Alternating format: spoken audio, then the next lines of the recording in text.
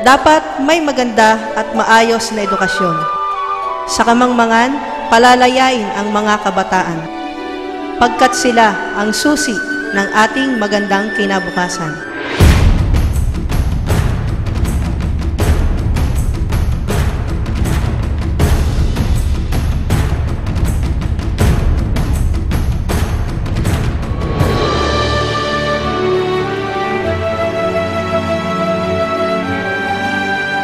Kaya't dapat, Baby Centeno, serbisyong totoo, makatao. Edukasyon, Baby Centeno! Dapat, isang pamayanang mayabong at mayaman ng kalikasan at mga mamamayang may pagpapahalaga sa yamang bigay ng poong may kapal para sa mga kabataang magmamana ng bukas ng Santo Tomas.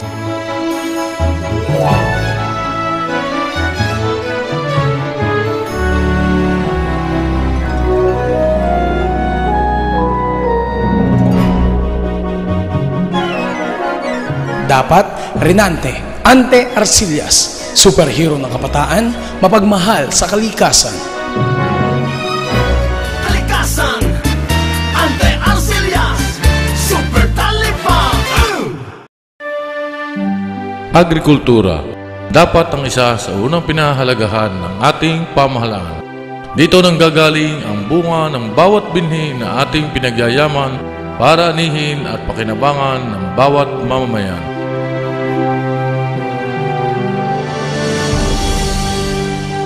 Dapat, Abdon Malabuyok, masipag, maasahan. Agrikultura, Abdon Malabuyok! Dapat laging masaya at lalong gumanda ang ating bayan. Maipakita ang mayamang kultura at talento ng ating mga kabataan. Pakinabangan ng mga magulang, maging dangal ng ating bayan.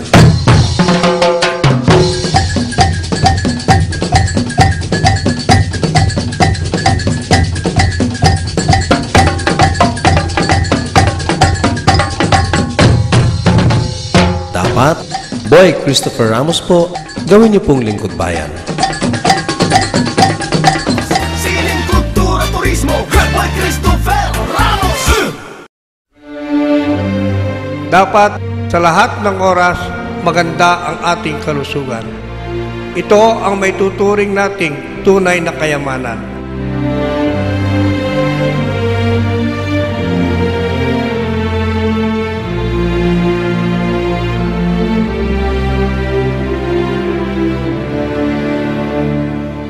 Dapat Dr. Hil Navera ating pagkatiwalaan.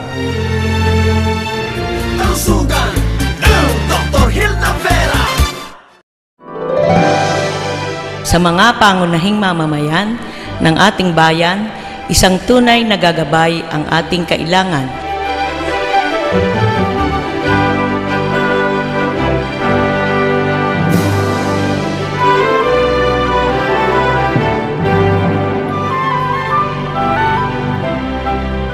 Dapat, Linda Malipol, huwag nating kalimutan.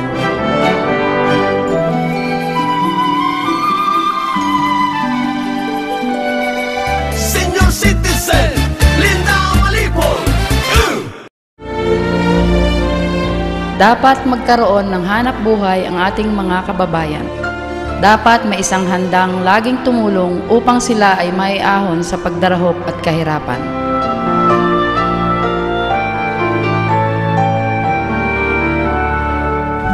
Dapat, Arlene Bailon sa oras ng pangangailangan.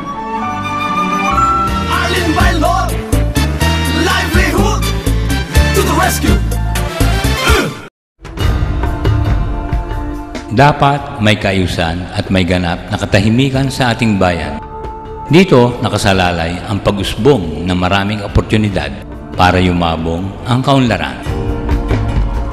Dapat, Noni Guevara para sa kapayapaan. Kapayapaan, Noni Guevara! Ang agila ng lawin, Jerry Malihan! Ang agila ng lawin, Jerry Malihan!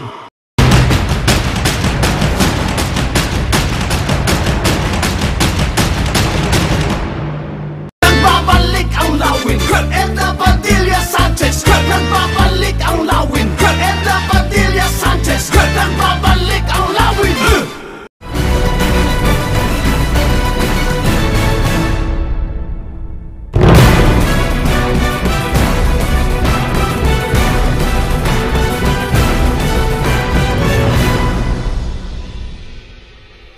Epektibong pamamahala, serbisyong tama. Team Sanchez ang bahala. Una muna ang gawa, bago ang salita.